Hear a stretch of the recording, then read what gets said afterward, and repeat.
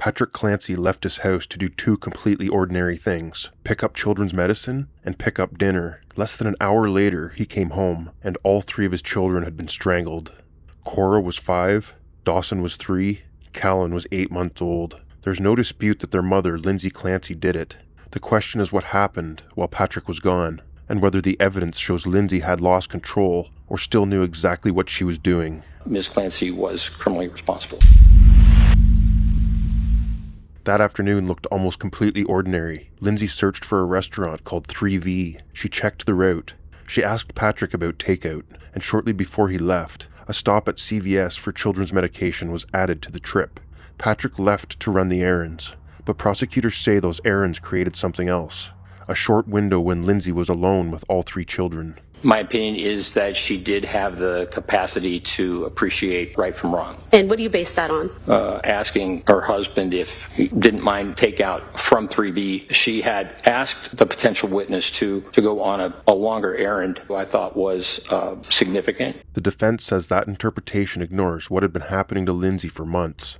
She'd been struggling with serious mental health problems. She sought treatment. She took multiple medications. And she later said she heard a male voice telling her to kill the children.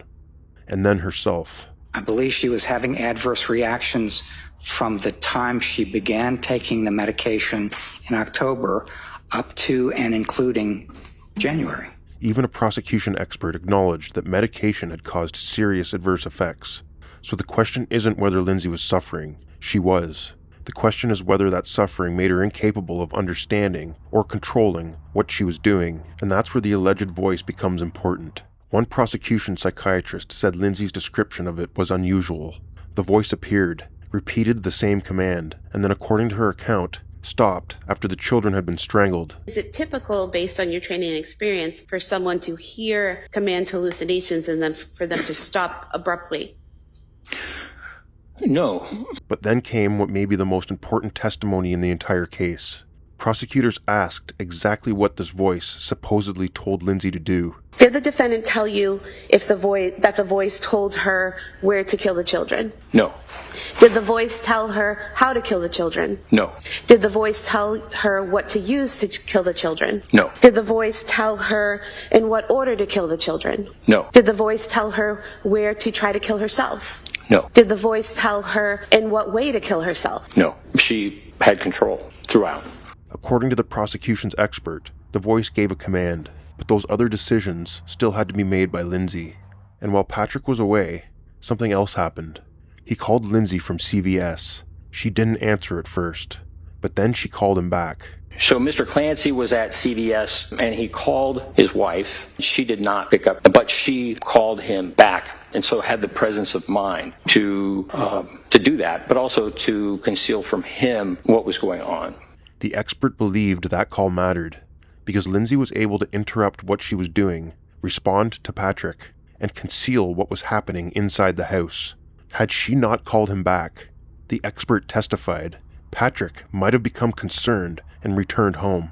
Instead, the errands continued.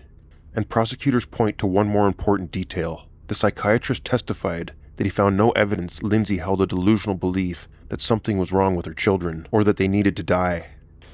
I did not see any evidence that she had delusions about her children, delusions as to something wrong with them or something that required them, because of a delusion, that they needed to die. None of this means Lindsay wasn't mentally ill.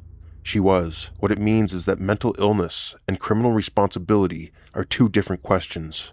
Patrick left to get medicine and dinner. During that short time, 3 children were strangled, and according to the prosecution's evidence, the choices of where, how, when, and with what were not dictated by the voice Lindsay described.